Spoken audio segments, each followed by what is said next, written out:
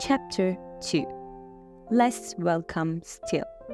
Yesterday afternoon was misty and cold.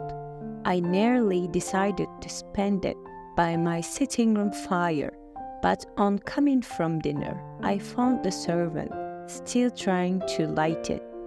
I took my hat, and after a 4 miles walk, arrived at Heathcliff's garden gate just in time to escape the first light feathers of a showing of snow. On that cold hilltop, the earth was frozen hard, and the air made me shiver. I knocked in vain on the front door, and the dogs began to make a noise. I knocked a second time. The head of unfriendly Joseph appeared out of a round window of the storehouse. "What do you want?" he shouted. "The master's down at the farm." "Is there nobody to open the door?" I called. "There's only the mistress, and she won't open if you shout till night time." "Why can't you tell her who I am?" "It's not my business." His hat disappeared. The snow began to fall thickly.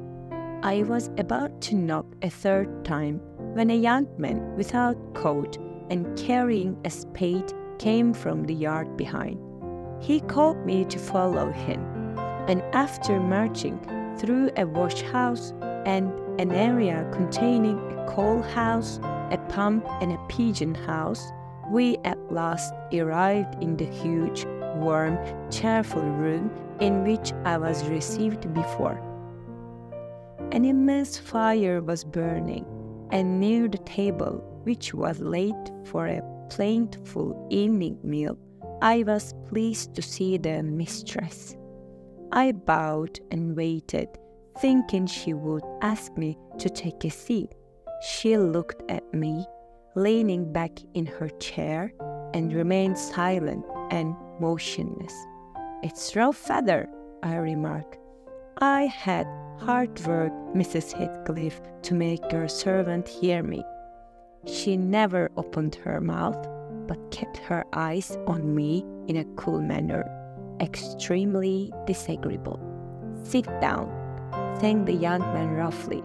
"He'll be here soon." I obeyed.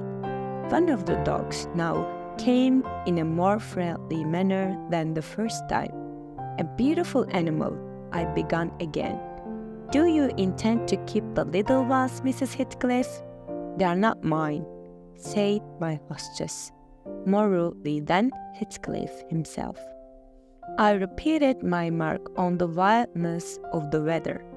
"You shouldn't have come out," said the lady, rising and reaching 2 painted tea tins from the shelf above the fireplace. Her position before had been sheltered from the light. Now I had a clear view of her whole face and figure.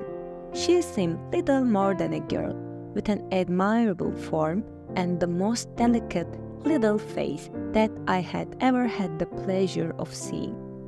The tins were almost out of her reach. I made a movement to assist her. She turned on me. "I don't want your help," she said sharply. I hastily begged her pardon. "Were you asked to tea?" she demanded, standing with a spoonful of tea held over the pot. "No," I said, half smiling. "You are the proper person to ask me." She threw the tea back, spoon and all, and returned to her chair.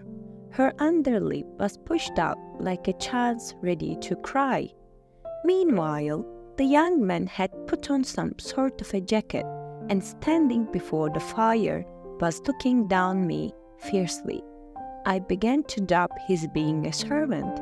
Both his dress and his speech were rough, and his hair uncut, and his hands as brown as a farmer worker's.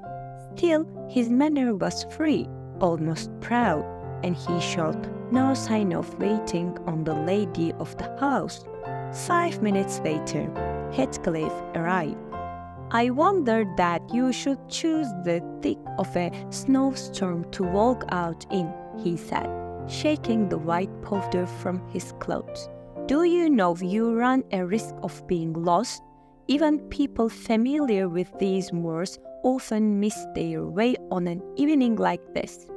Perhaps I can get a guide from among your boys. Could you spare me one? No, I could not. Are you going to make the tea? Asked the young man, looking at the lady. Is he to have any? She asked, turning to Heathcliff. Get it ready, will you? Was the answer, so fairly spoken that I moved in surprise. When the preparations were completed, he invited me with, Now, sir, bring forward your chair. We all drew round the table, and the meal began without further speech.